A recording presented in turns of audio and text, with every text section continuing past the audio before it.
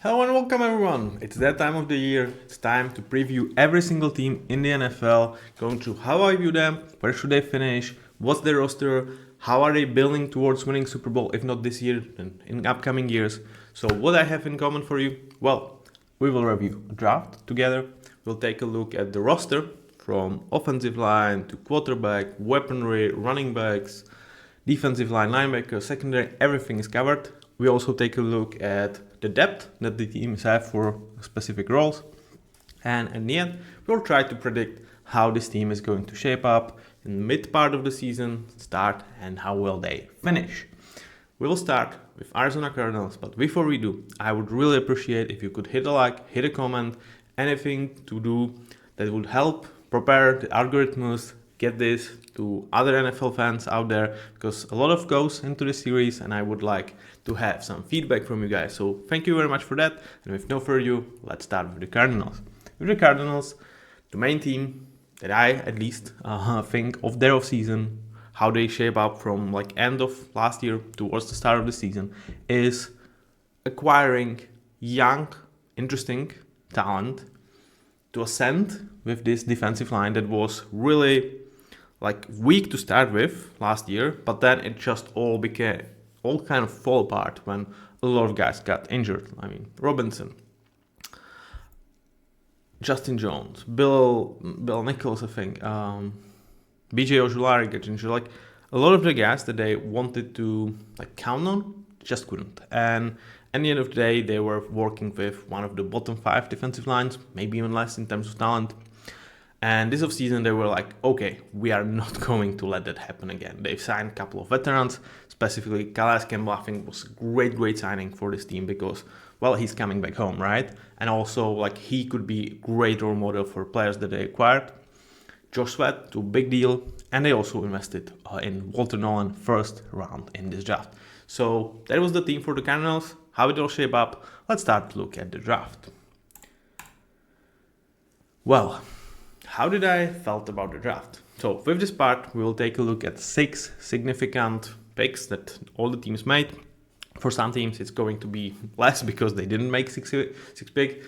We will always look at day 1, day 2 picks, and some interesting day 3 ones. So the Cardinals started with Walter Nolan, and when they picked him, I was like, I like this pick. A-, very respectable grade for this pick. I think he's like somewhere between like decent starter and good backup as of now.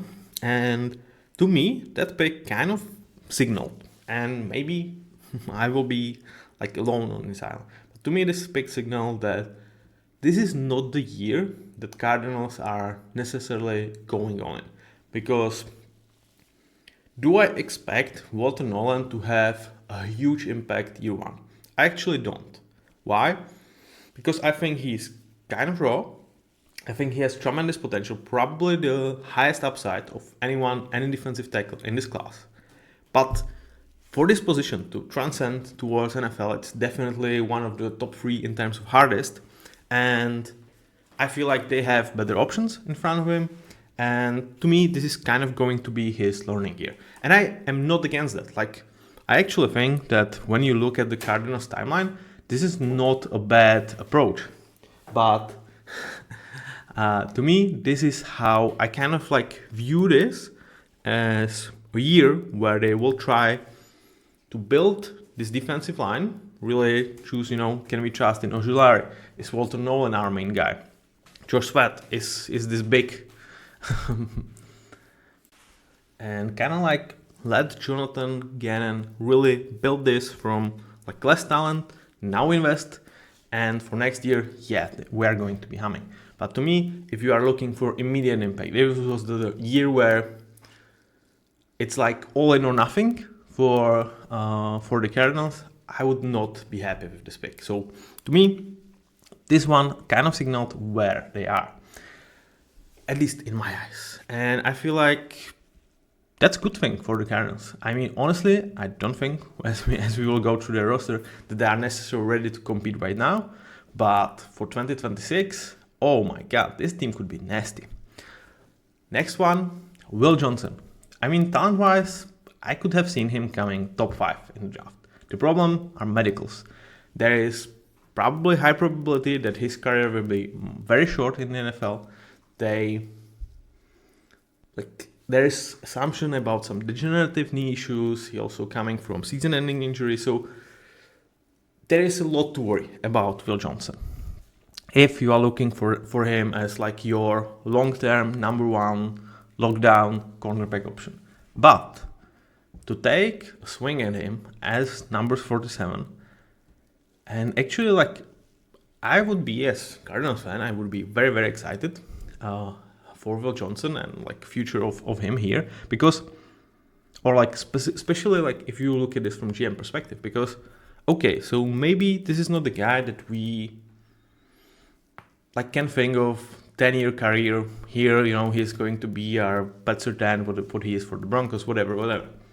But do you actually mind that much? Like how many corners are actually able to carve out their role, you know, to be like 10-year starter? If he is very good starting corner, which I think he can get to that very, very quickly. I think he has a lot of talent. And like his medicals are more in terms of, well, his career is going to be short, but it should not limit him that much on the field. Well, I would be effing glad, because that means we have, you know, potentially number one or pretty good number two corner for very cheap for 4 years. And then it's like, if medicals hold on and he's going to be able to play for another years, great. And if not, well, we spent only second round pick. We got 4 good years out of him. I absolutely love this pick for the Cardinals, truth to be told. I really, really do. Where I don't like what they've done is Jordan Birch. I mean, I think their edge rotation is pretty good as it is. I, again, don't see him pretty much have any impact year one. Like, I would be surprised if he plays over like 200 snaps, unless like a lot of injuries happens, because I just feel like he is more of a project type of player. I don't think he has like a great floor. There's an upside with him. Like, I'm not saying he's like silly big, but I had him like 5th, 6th round, definitely not end of 3rd, especially in this class of defensive line. That was insane class. And why I'm like, where I see kind of, let's say, green light for this is Calais Campbell, because I think that could be a very good role model for both him and Walter Nolan. And he could be a guy that, like, through his year, he shows them what it means to be professional, what it means to succeed in NFL, and kind of help them mature, help them improve. And yeah, maybe because of that, Jordan Birch can, you know, once upon a time can emerge as, I mean, I would say number 3. I don't think there is much more than him, but maybe I would be wrong. But this was definitely one of the picks that A, I did not like from like raw value perspective, and B, kind of made me thought about this team really in terms of this is not their year.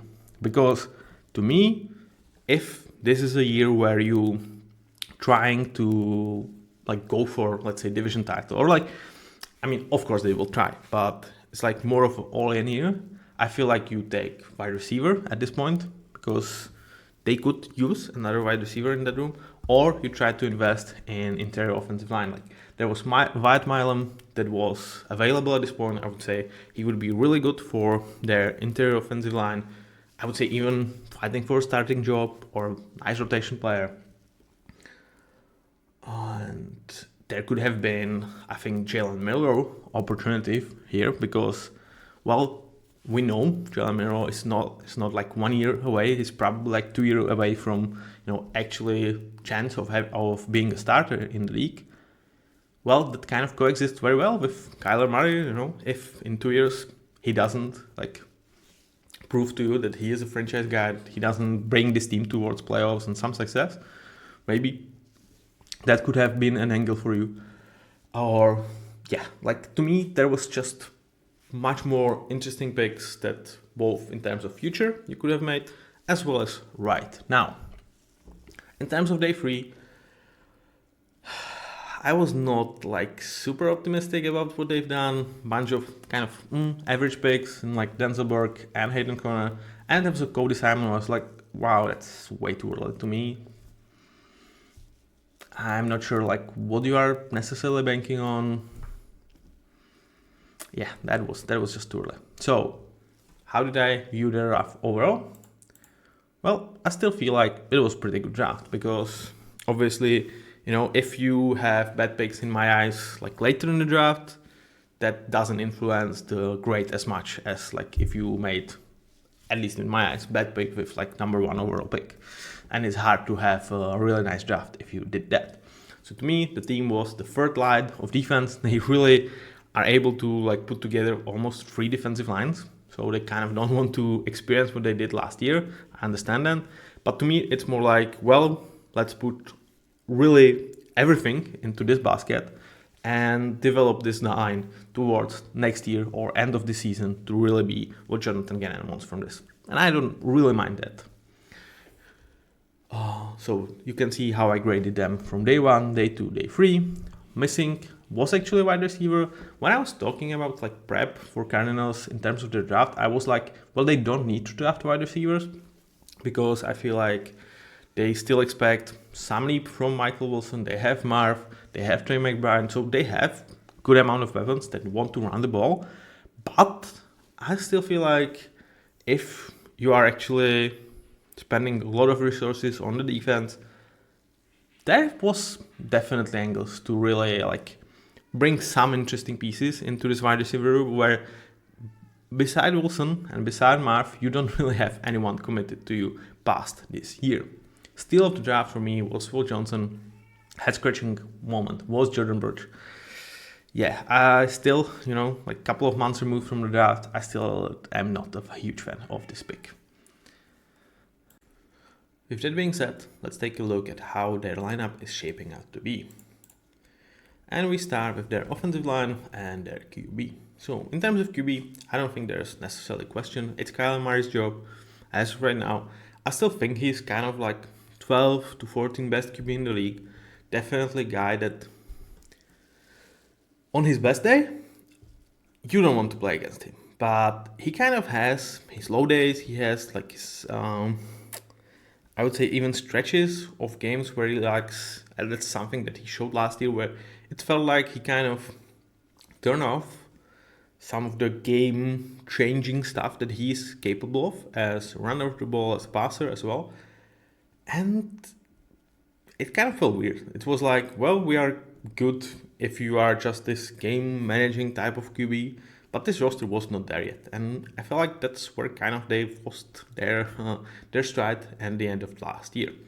So for him, I'm not sure like how the future is shaping out to be, because like he actually has low-key kind of a good contract, to be honest, because it's around like 47, 48 millions on average with like club option for like I think 2029. That's worth around 48, 45, something like that. That's pretty good in today's numbers, right? So in terms of value for money, Kyler Murray is actually kind of on that curve where like as the salary cap goes up, he could actually become, I wouldn't say a bargain, but really nice deal. But at the same time, if like we kind of hit his ceiling,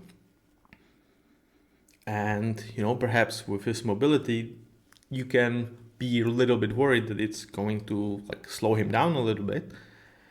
Do you move on from him in like year or two if he doesn't deliver you into the promised land? So I think this is actually a year where he needs to prove that he is around the top 10 QB in the league.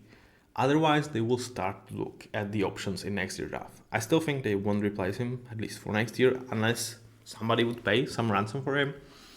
But I think the talk will start to emerge if the Cardinals don't make playoffs this year. In terms of who is going to protect this man, Paris Johnson, Evan Brown, Hjalte Verholt, Isaiah Adams, Jonah Williams. So Paris Johnson, what a year he had. He's definitely ascending to be, well, top 15 left tackle in the league. Insane position in terms of talent. But there is definitely talent in him to keep improving. I do believe that by the end of this year, he can definitely knock the top 10 and like be an amazing starter in my eyes. And I think there's a future in which he actually emerges as that really top-esque premium left tackle in the league and become an elite starter. So they definitely hit on this one.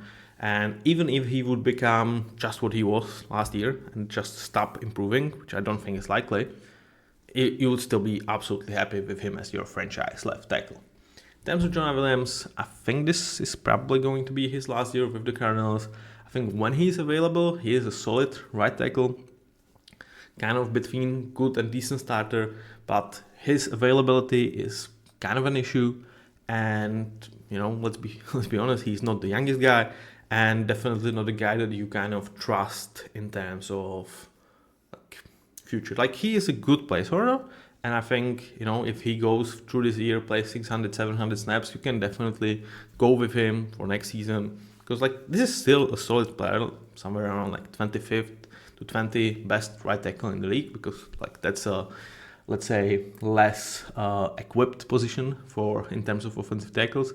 But still, with him, the thing is, you kind of need a good backup for him, because you don't really expect him to go through the season. Where there is definitely some question marks is in terms of this interior, and that's even with me being really, really high on Hjalte Frøyholt. To me, he is limited in terms of he's never probably going to be an elite. He doesn't have the massive traits to be there, but he's a great athlete, and he really, I think, ascends in the system. I think it's really best for him. And to me, he's an important starter. For a lot of people, if they used my scaling, they would just put him as a good starter, somewhere around let's say 78 in terms of Madden. To me, he would be more 81, 82, because I truly think that, especially for the system and the way he's been playing, improving year after year, he just became an important player for them. And so even with me being really high on HTFR and actually really liking the re-signing of Evan Brown, because on this market to get a starting caliber level of guard for $6 million a year, not even that's pretty good deal. And you actually have him for 2 years, so that's very nice deal in terms of value. But at the same time, if he's your best guard, that's a little bit of an issue. And they obviously hope that Isaiah Adams can make a leap and overcome the let's say 3rd round pedigree that would just put him best case scenario in a way, or average really good scenario is, well, he's going to become someone like Evan Brown. And last year, I think he had a solid rookie season, but if you combine this together, I don't really see great guard duo. They could allow them to do what they want to do, but I felt like this definitely could have been something that they should have tried to improve in terms of free agency or in terms of draft. And it's not against Isaiah Adams, he can work. Even if he does, still this would be a good place for someone like Wyatt Milum to compete with Evan Brown. So I was a little bit skeptical when they did not address this situation in the offseason. Now let's skip the weapons, because we will get to them, and let's take a look at the depth on these positions. And there's really just one guy that I trust in terms of depth in this offensive line. It's Calvin Beacham, the ageless wonder. He's 37, 36, something like that. Kind of crazy old in a way for modern NFL standard, but he just keeps on doing it year after year. There is a world in which he, again, has to go into the work week 4 over Jonah Williams because he gets injured. And that's really nice security blanket, especially because he resigned for $3 million, something nasty cheap for really nice swing tackle and backup tackle. At the same time, if he's the only depth I sort of trust, that really tells you how I feel about this interior. They are very, very thin in terms of offensive line in my eyes. And when you consider that Jonah Williams is injury prone, when you consider that with Isaiah Adams, if you did not trust in his progress, you would not want him to start. And Evan Brown is kind of replaceable as a starter. There could be problems with this offensive line. If injuries strike, if Isaiah Adams doesn't make a leap, this offensive line could struggle. I wouldn't say heavily, but could struggle for sure. In terms of backup for Kyler Murray, bringing Jacoby Brissett, I think, is very good, He's a mature guy in the room. He's nice backup that if Kyler goes down for 1 or 2 games, you can definitely win some games with Jacoby Brissett. He is not necessarily going to be here to threaten Kyler Murray's job. He's not the guy that you obviously count on his like emergency as a top tier, someone like that could really fight Kyler on his position. You know, this is not Baker, this is not Sam Darnold, this is not like those busts that you still believe in trades. We kind of know what Jacoby Brissett is. It's very nice, replaceable level starting QB in the league, someone around like top 35-ish. You can get by starting Jacoby Brissett if you are a team in rebuild or if you have like a young guy that you need to give some time on the bench, like Patriots did last year with Drake May, or if you want him to be a backup to your current pretty good guy, yeah, that's Jacoby Brissett's role. So I was really good fan of this signing. Now let's switch to weaponry, and here let's talk a little bit about Drew Petzing and how I actually view this team, and also where there could be potential shortcomings. Because to me, what Drew Petzing did last year was one of the most fun running games in the league. Like, they just run the ball, they run it so effectively, nice concept, they were able to pull guards, really got their guys on the move, even though they don't have like by far the best offensive line in football. They made the guys effective and really make them thrive in their scheme. It also obviously really helps when you have two-way threat in Kyler Murray and when you have James Conner, who just keeps not getting recognized as one of the 10 backs that should be on top 10 list in my eyes. I've seen some top 10 lists on, I think, ESPN. It's like 2 or 3 days ago. And he was in notable mentions. And there was also DeAndre Swift, as someone actually voted DeAndre Swift as top 10 back in the league. And when I see Madden ratings of DeAndre Swift, I'm like, like there is like 2 whole levels in my eyes between James Conner and DeAndre Swift, or maybe in 3. Like, it's not comparable. And for DeAndre, like, he has his burst moment, he has some definite line split, and he is NFL running back. Like, kudos to you, but you are just not as good as James Conner by any stretch of imagination, at least in my eyes. And with that being said, they want to be run first team, and for that you can kind of go with having, I would say, lesser weaponry in terms of wide receivers, because they have Marvin. That, I mean, year 2 of Marvin, there is a lot of excitement coming from Cardinals. He's bulked up, and like what he was struggling with was actually coming down with contested catches last year, which is something that he was kind of brought to do here. Like, if you put 15 pounds of functional muscle on this guy, wow, well, that could be real nice. And also, like, they were a lot of times very, very close with Kyler. So if they work together, if he bulked up, he could have a nasty, nasty second year. Behind him, Michael Wilson, Greg Dortch. With Michael, like, he had really good rookie season, but he kind of stopped there. Like, the years after that just doesn't make any other leap.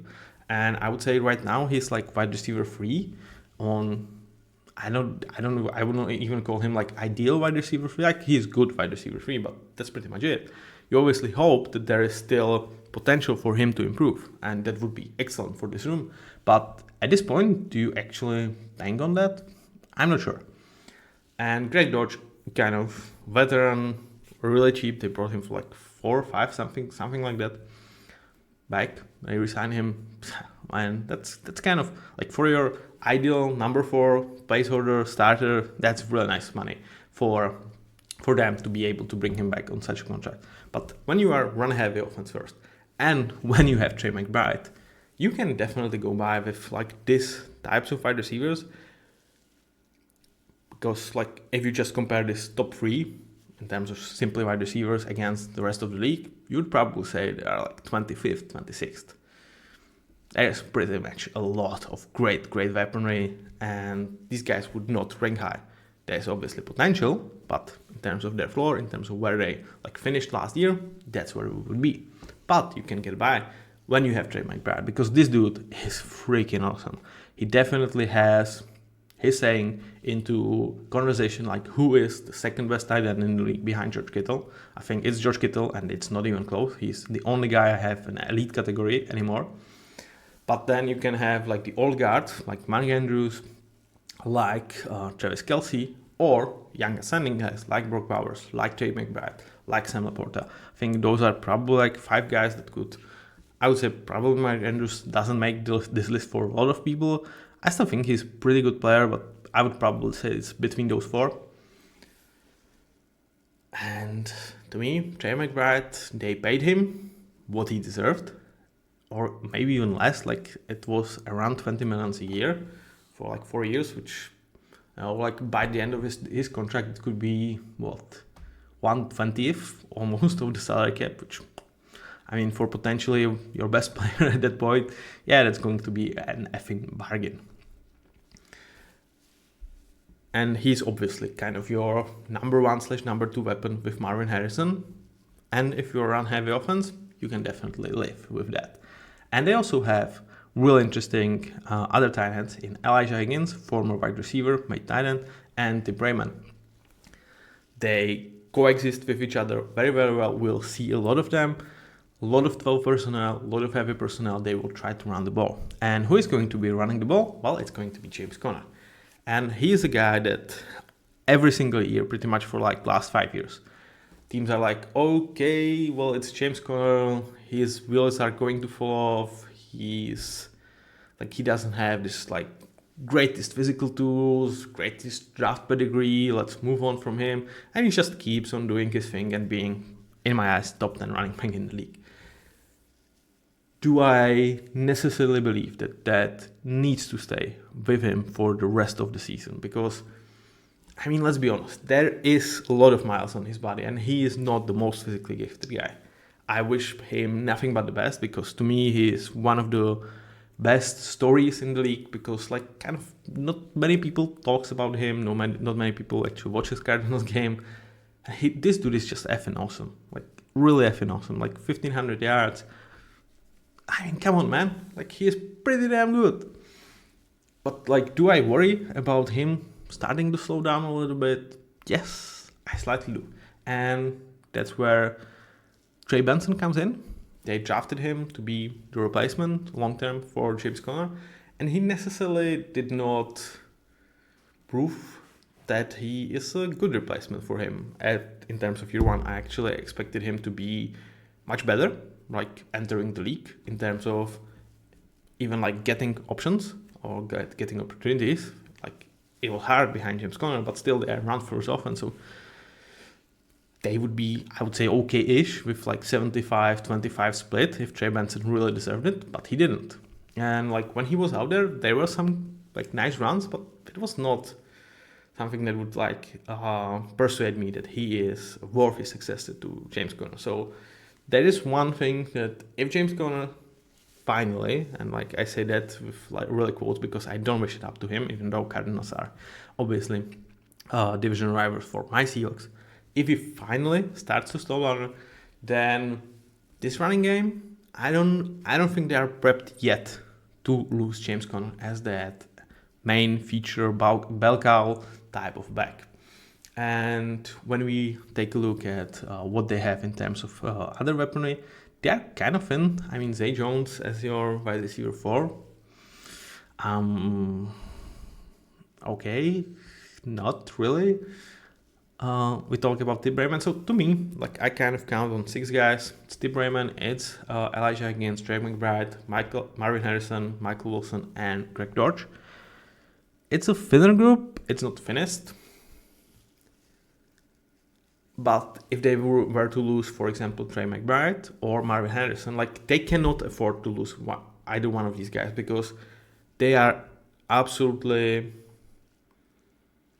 like crucial for this team. Like some other teams, I think they can, lose their best player for some position, and the offense like will feel it. But I think this offense could crumble without these guys, because then you force guys into roles that they are not prepared yet to maintain, and it could fall apart. So really, it's very, very important for them, for James Conner, Marvin Harrison, and Trey McBride, all to stay healthy.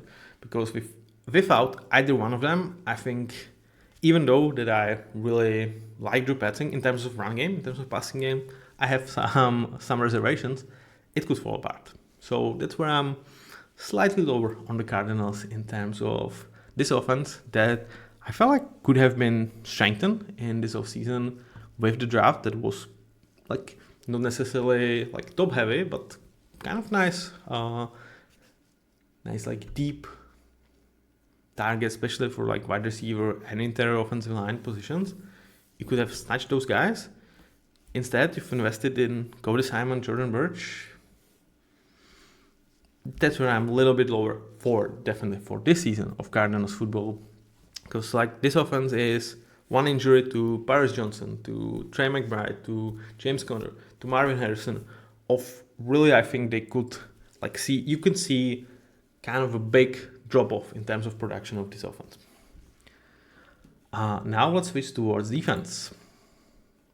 We start with defensive line, and well, they brought this is pretty much the whole new defensive line that they just brought in. So Dalvin Tomlinson, really nice signing. It's not a cheap one, but definitely a big guy for 2 years. And again, like when you see the signing, Calais Campbell for 1 year, Dalvin Tomlinson for 2 years, it's like, well, what are you talking about that they are not all in or whatever?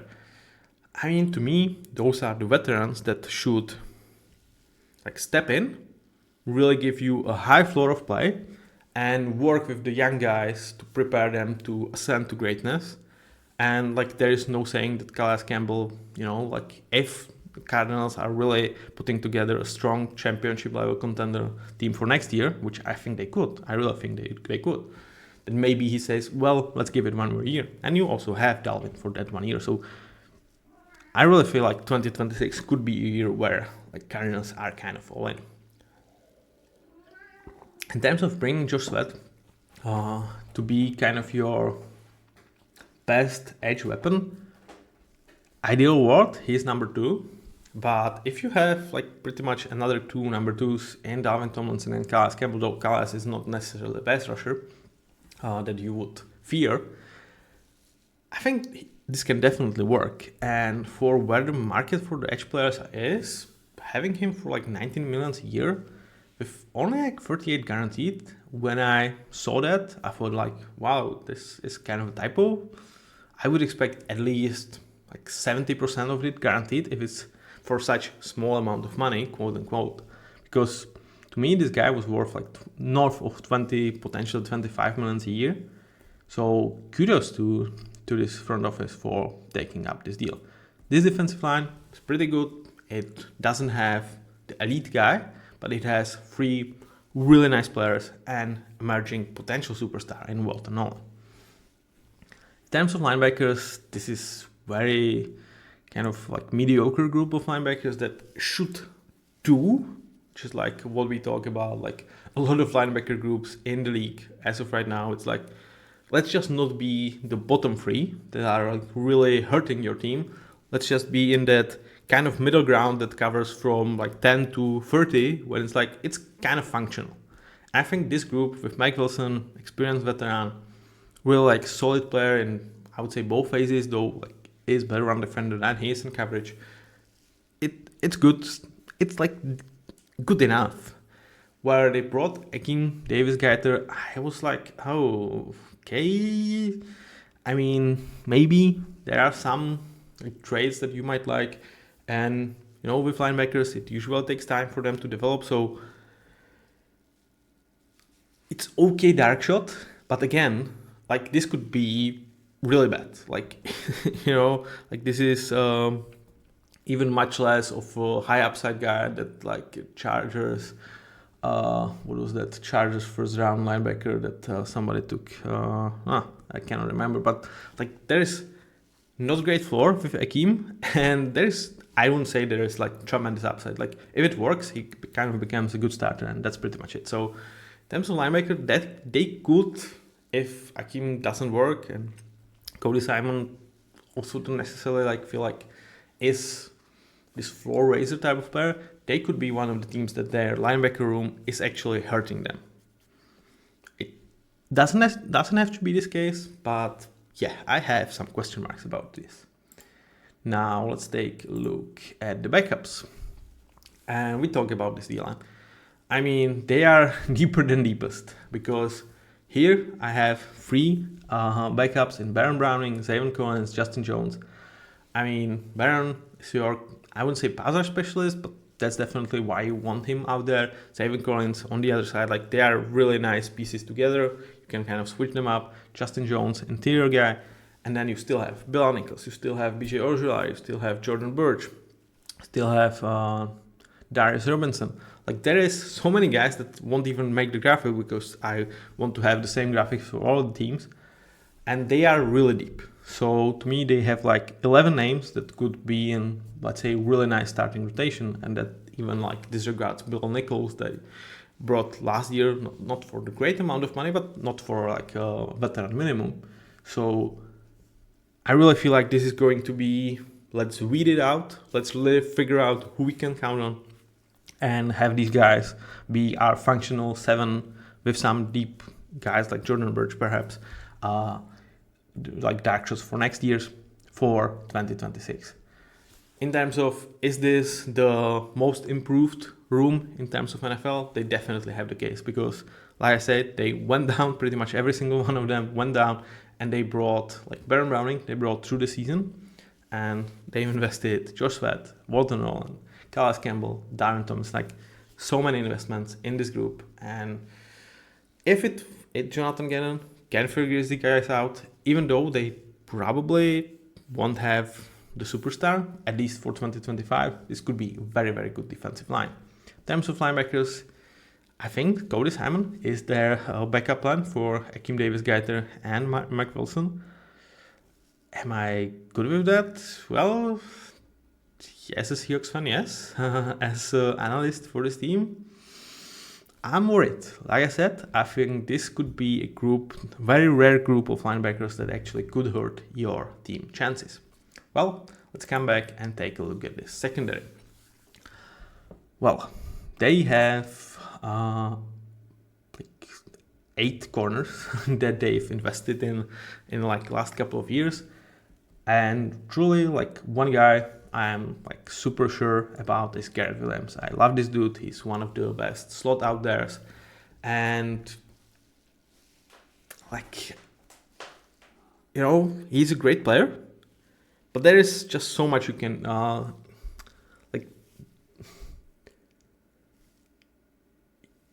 if you are a lockdown outside corner, your value is simply higher than if you are even the best slot corner out there. So as much as I love him, and I think Arizona is super happy to have him, there is limitations of how much he can impact the game. And in terms of outside corners, they have plenty of options.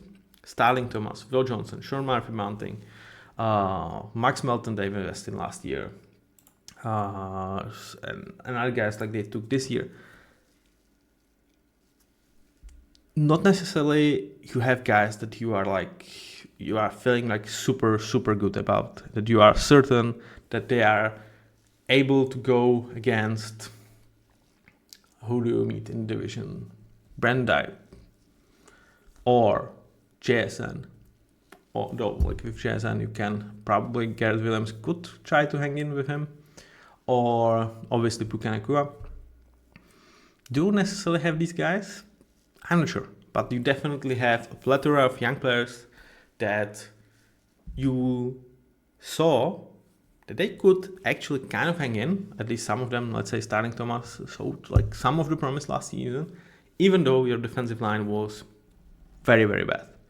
Now, when there is going to be pressure on opposing QBs, at least that's what the idea of this improved defensive line is, and you brought Will Johnson, maybe those guys are actually going to play very, very well, because like the fact that they just did not get burned last year, especially in terms of Starling, is actually encouraging. So similarly to defensive line, here you don't necessarily have like this high floor on like really good veterans, but you are also like kind of, well, we throw several darts on pretty talented players, some of them should work out, right? And I actually think, yeah, they could have a case for it. And I definitely trust that Will Johnson is kind of going to ascend to be their number one corner pretty soon. And this could be very, very workable approach, especially when you have one of the nicest safety room in the league in terms of Buda Baker and Jalen Thompson, who are just, I don't know, like, are they like the best, like, actual duo in terms of, you know, who is your number two safety? Yeah, I think they could be. Buda, is he a superstar? Is he an elite? I don't think so, but he, to me, ascend back to amazing status with a really nice year with his partner, Jalen Thompson. Like, you can question, you know, whether this is necessarily a room where you want to invest so much money, because they are definitely, I think, together highest paid safety duo in the league. Which, like, you get quality for it, but it's safeties again. Like, is this necessarily right alignment or right usage of your resources? But that's where the young DDTR, although he's more like the DTD in Dadrion Tyler Demerson, comes in, because this dude, I loved him in last year's draft. He really was one of the steals of the draft, at least in my opinions. And I think year one, he just was pretty good in terms of, like, whenever he got his chance to play, he was really nice. And he felt like a plan for Jalen Thompson, because I think he has a contract for only this year. And it's like, well, we can trade him, or we just can let him go. And we have Dadrion to kind of emerge as our number two safety next to Buda, because, well, we need to invest that 10 to 15 million somewhere else, which I think is a really nice thinking. But he just wasn't ready to sit on the bench, man. Like, he was like, well, I'm really good, put me out there. And so they actually needed to, like, use some of the free safety packages, which not necessarily was the plan, I think, before the year started, but his play just can for him this opportunity. And I think this year he could get somewhere around 400, 450 snaps if Jalen Thompson and Buda stays healthy. If not, I think they should feel pretty good about him as a replacement. I think naturally he's much more of a replacement to Jalen Thompson rather than Buda Baker. But I think even if Buda goes down, they have, I would say, a really nice backup plan. So overall, when you look at this defense, your best player is your safety in Buda Baker, at least in my opinion, which is not necessarily the greatest thing. And you have tremendous amount of depth with the exception of one position, that's linebacker. And there it's also where you don't really have good starters, at least in my opinion. So if you could choose one position that this is true for in terms of defense, it would be linebacker. So it's kind of okay. But still, like, when you really look at this roster, you feel like, all right, I do. This is a year where, like, we have this raw 20, 25 players, not raw, like, we have an idea of what they are, but we really want to, like, pull out the wheat in terms of who are the starters for 2026 and really work on their ascension. We invested heavily in this, and we believe that there could be, I don't know, even a championship level defense. I mean, it's a possibility if either Starling Thomas or Max Melton emerges as number two options. Bill Johnson definitely has number one upside. Gary Williams, you are not worried. That defensive line has a potential superstar in Walter Nolan and a lot of really nice players around him. And, like, you can always figure out linebacker room somehow. So yeah, that could be really, really nice defense. I don't think it's actually going to be this year where they, like, will attack top 10 defense. But if they will, man, it could be a recipe for success for the Cardinals. So with that being said, let's take a final look at their schedule and let's predict where they finish this season. So they will start week 1 through 6. And to me, the storyline is going to be Trey McBride. And for him, touchdowns will come sooner than last year. I think he was, like, week 15, week 14 was the first one that he got last year. I definitely think he's going to catch some perhaps even in the first game. Though actually Saints with Demario Davis is like probably the best linebacker he's going to. No, that's Fred Warner, obviously. So, okay, you are actually coming against quite a nice linebacker group in those week 1 to 6.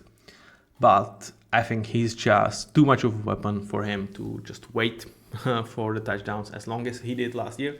When you look at the schedule, they could really start hot because Saints, Panthers at home, that's a really nice start. That at 49ers, it doesn't have to be a loss by any stretch of imagination. I actually am probably slightly lower on 49ers than the consensus. You will see them in like day or two. And Seahawks and Titans at home, also games that are winnable at Colts, like against Daniel Jones and Tricia. So there is a potential for Cardinals to start 6-0. I don't think they will. I feel like if this was how they end the season, when they kind of should be all in terms of where their defense is at, I think that could be like much better. I feel like here they are still going to be like picking up what works for them, figuring it out because it's deep rotation. So to me, they will start 4-2 and look good.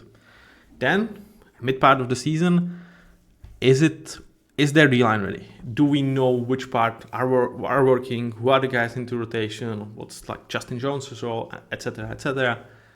Can we work it out without the superstar, or is Walter Nolan going to emerge as a superstar? Is Josh Sweat going to be like Josh Sweat from the playoff run? Maybe that's a possibility. But definitely, this is a time of year when you will need them because Green Bay with Jordan Love, with pretty good offensive line, then Cowboys on the road.